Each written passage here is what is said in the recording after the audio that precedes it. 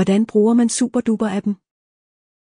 I det første trin tilmelder du dig applikationen. Du kan tilmelde dig via Google, Facebook og med en e-mailadresse og adgangskode. iOS-brugere kan registrere sig gennem Apple. Efter indtastning af applikationen vises listeskærmen. Nederst på skærmen er der en knap, der kan klikkes på, og muligheden for at vælge et navn til listen kommer frem. Du kan vælge mellem de foruddefinerede navne eller tilføje manuelt. Når vi har oprettet en liste, kan vi indtaste den og tilføje elementer. Hver vare har et navn og en kategori.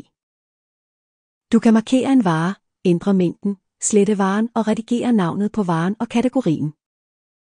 Premium-brugere har mulighed for at fjerne annoncebanneret og tilføje et billede til varen fra listen. For mere information og spørgsmål kan du kontakte os på e-mail, Facebook, Instagram. SuperDuper indkøbsliste. Gør indkøb lettere.